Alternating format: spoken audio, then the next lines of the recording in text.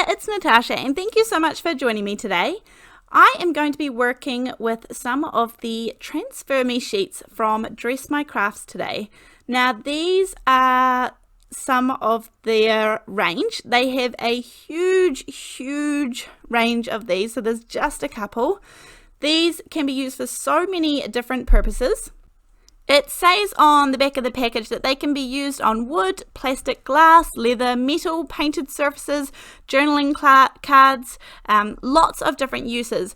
But sometimes in card making, I just feel like I want to kind of not have to do all the work of stamping or colouring and things, and it's nice to have something that's kind of ready to go. So there's all sorts of these. They have white ones, they have gold, they have colourful ones, flowers, they have lots of different images. So I thought I would give some of these a go. Now I have a few videos coming up on these, and you can get so many different cards out of just one sheet. So today I am going to be using this one here, and this is called Soulmates. Now these are just like really fun to change it up for a little bit. There are instructions on the back about how you are meant to transfer them over using a little tub of water. I'm going to use a slightly different technique today that works just as well.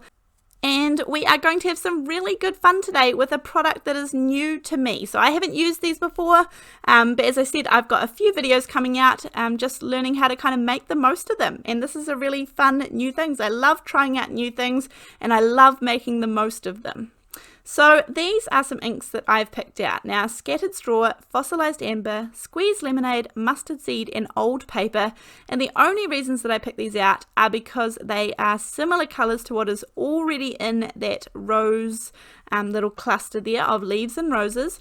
I'm actually only going to use fossilized amber, squeezed lemonade, and mustard seed, So I have put down a little non-stick sheet here. This one just happens to be the replacement sheet for the glass media mat. I don't own the glass media mat from Holtz, but I do love the size and the price point of this non-stick mat, so it works perfect for me. I have just popped a little bit of each of the inks down onto the mat, and then I use water. Now here I just want to show you guys there is such an evolving process when you add ink onto these. So I'm kind of using it a little bit like a watercolor, and don't get me wrong, you can use any media that you want to kind of get this look. It doesn't have to be inks or oxides at all, but water reactive inks are really fun to work with, and it's something that I already have in my craft room, and it is really fun. I'm kind of used to working with them, and they still surprise me lots. So I have kind of half dried the first layer that I put on. Then with the ink that's down on the sheet, I kind of splattered it and tapped it into a little bit more, so I got all those little dots. And then I honestly felt like it was way too bright, way too much for what I wanted. So I reactivated it by giving the whole thing a spray with water, and then just put down a wee paper towel, and you can see how much ink came up again. Then I dried it again here, and it's just like a really evolving process. I wasn't sure exactly what I wanted, but I knew the kind of feel that I wanted to go behind the roses. So I was working towards that. Now here I'm going to cut it down so that I always have my really nice little border. I'm starting off with a 4 1/4 by 5.5 inch sheet of Holtz watercolor paper, and I just cut it down to be 4 by 5 1/4 because I want to ink up the edges with a little bit of vintage photo, so any brown will work. I don't want too much. You can see I'm tapping off there on the sides just so I don't have too much ink at once. I don't want this to be really dark at all. So when I'm going around I am using a domed foam blending foam here, and so that gives me that really nice smooth blend rather than any harsh marks. I really do like the domed ones. I've come to really rely on them for my ink blending, and here I honestly just felt like this was way too dark again and not what I wanted. So I'm spraying the whole outside, all of that brown, and I like this look much better. I wanted a really light look, and I wasn't achieving it with the coloured inks that I had, but that doesn't mean that you can't just add water and adjust them or add colours over top. So Even though you think you may not already have the perfect colours of ink in your stash, you can make it work. And especially with the water reactive inks, it does give you a really good range of colours if you can take some of the pigment and colour away. Now here I'm going to use some of this Distress Glaze product here. I honestly will admit that I've had this in my stash for like a couple of years, whenever it first came out, and had not used it not once until now. I believe you can also use Vaseline to do a similar thing. However, I'm using this because I have it in my stash and I may as well use it if I have it. Now this just stops any of those water reactivate inks reactivating when I add these transfers. Now I love this gorgeous big rose here. I absolutely love it, but I don't want to waste anything that's going to come off the edge. So I'm definitely going to save them. What I want to do here is make this work for me. I love this gorgeous image, so I am cutting those 2 buds off. And then when I was looking at this, I actually decided I need to cut the next one off as well. I truly don't want to waste this product, so I'm doing my best to make sure I can use all as much as I can. So I'm going to put the big main rose and all of those leaves down here, and then before I even do it, I'm going to cut this off because I think I might be able to use it later, but I'll see how I get on.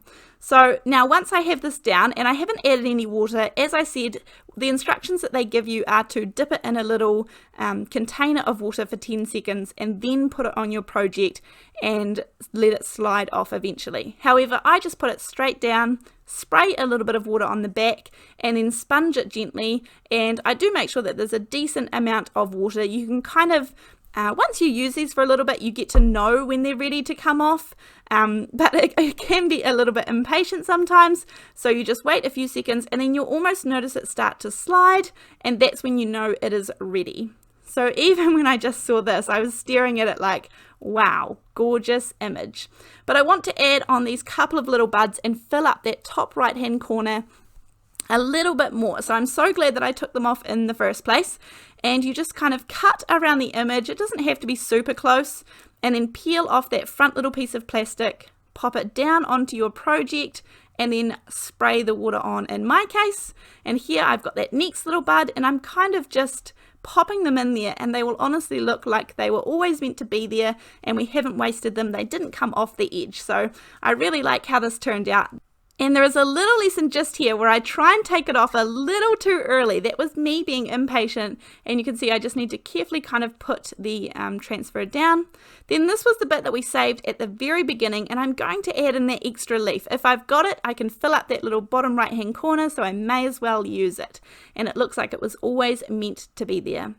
Now I cut out the I Love You, which came in this set called Soulmates, but you could use whatever sentiment you want. And actually I've got another video already edited and sorted up on my channel.